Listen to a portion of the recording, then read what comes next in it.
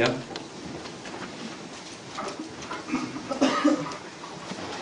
Now, Hosea is broken down two main parts. We have chapters 1, 2, and 3, which is, I guess, a symbolism. It's supposed to be symbolism of God and his wife Israel, and Hosea and his wife Gomar. Now, Hosea, he lived at a time, he ministered around 25 to 35 years before 722 BC, which was destruction of Samaria, the northern capital of Israel. Now, for all of you who do not know, Israel was actually broken down into two at one time. We had the northern kingdom and the southern kingdom after Solomon's rule. And the northern kingdom was known as Israel, southern kingdom was known as Judah. And so Hosea was contemporaries with Amos, where they were the only two really who ministered to the northern kingdom. They were the two who prophesied against the northern kingdom and just preached against them, pointing out their sin. And I want to say this. The northern kingdom at the time was a horrible, dark place. It says there was not one good king that came out from there. Every king that was from the northern kingdom was an idolater. They put God aside and they preferred themselves. And they said, you know, I want to do what I want to do. And this is the culture that Hosea was living in. I think about us where we live in this, city. We live in a dark culture as well. A lot of things going on around us, around the block, not even like in the inner city, but even just around the corner. Things are happening all the time. And people are forgetting less and less about God. Anyway, now Hosea, chapters 1, 2, and 3, I guess you can break it down, is that symbolism. And chapters 4 through 14 is basically excerpts from his preaching against against the people of Israel. And so, he had a unique ministry. His ministry, and this was not uncommon for prophets, he was to live out the prophecy that was going to happen to Israel. He was to live out what was going to go on. Now, at first, in thought, you're like, oh, that can't be that bad. Until you realize what God is asking him to do. Now, I don't know how many of you know about the story of Hosea and Gomar. But this is basically what went down.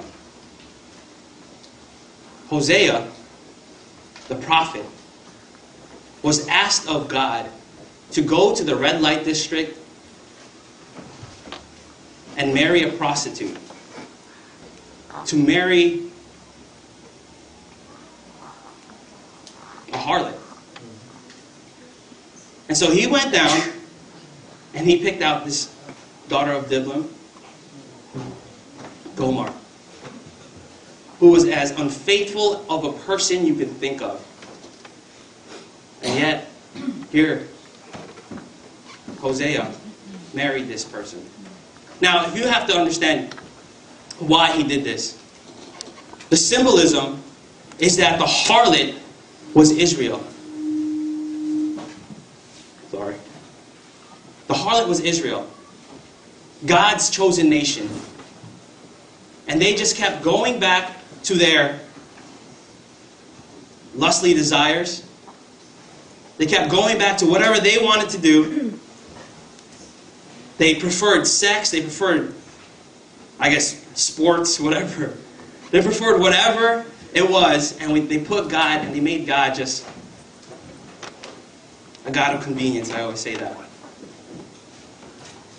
But here, I want to focus on Hosea chapter 2, verses 14 through 23. And I think this passage is probably one of the most beautiful passages within its context and understanding everything that's around it.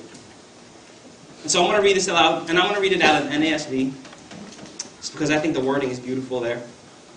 Well, I want you guys just to really listen as I read it out loud.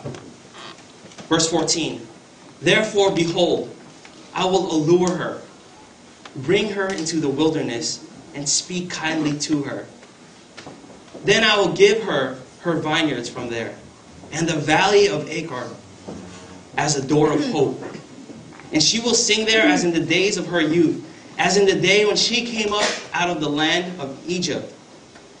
It will come about in that day, declares the Lord, that you will call me Ishi, or my husband, and will no longer call me Baali, my master, or my Baal. For I will remove the names of the Baals from her mouth, so that they will be mentioned by her by their names no more. In that day I will also make a covenant for them with the beasts of the field, the birds of the sky, and the creeping things of the ground. And I will abolish the bow, the sword, and war from the land. I will make them lie down in safety. I will betroth you to me forever. Yes, I will betroth you to me in righteousness and in justice, in loving kindness and compassion. I will betroth you to me in faithfulness. Then you will know the Lord. It will come about in that day, I will respond, declares the Lord. I will respond to the heavens, and they will respond to the earth. And the earth will respond to the grain, and to the new wine, and to the oil. And they will respond to Jezreel. I will show her for myself in the land. I will also have compassion on her, who had not obtained compassion. And I will say to those who were not my people, you are my people. And they will say, you are my God. That's beautiful. But understand this, why it's so beautiful. I've always heard the expression, you can't really see the beauty of a diamond until you put it against something to contrast it, like black velvet. And so this section right here, I would call the diamond. And the surrounding sections, I would call the black velvet. And in order to understand how beautiful God's faithfulness and God's love is to us, we need to understand what was going on. So quickly, I'm not going to touch 4 through 14 because we don't have the whole time, I guess. But I will preach on chapters 1, 2, and 3, with my main focus being on chapters 2, 14 through 23. And it's because of this. Like I said, in order for you to understand the beauty of that passage, you need to understand what went on. So, here's to me why it hits home. I try to place myself in the position where Hosea was in. I love my wife dearly. She loves me back. But I don't know what my emotions, how draining that would be to know that my wife would be unfaithful to me. Knowing full well, this is God's will. How emotionally draining is that? But it was only by the grace of God Hosea was able to handle it. And it's because he understood. He understood God's love for Israel. So, I'm just going to quickly sum up chapter 1. I'll do my best to do it quickly. Chapter 1, verses 1, 2, and 3. We see the command to Hosea to go marry Gomar. So God says, Hosea, go to the grimiest part of the city and marry yourself a prostitute. Marry yourself a harlot, a whore. Go marry yourself that. Because it says, that is what Israel has been to me. That is what my people has been to me. Verse 3, we find out that Gomar starts having children. It says in verse 3, and she conceived and bore him a son. Now, she has 3 children. 2 sons, 1 daughter. Now, the significance of that is each one of their names is judgment upon Israel.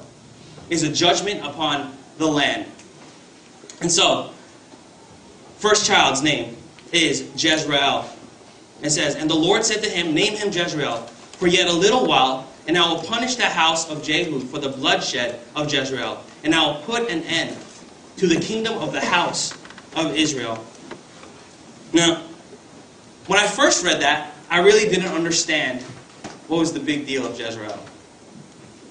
But if you do a little more study and you understand a little more of the Old Testament, Jezreel was a city in which a man, a king named Jehu, murdered and slaughtered other people.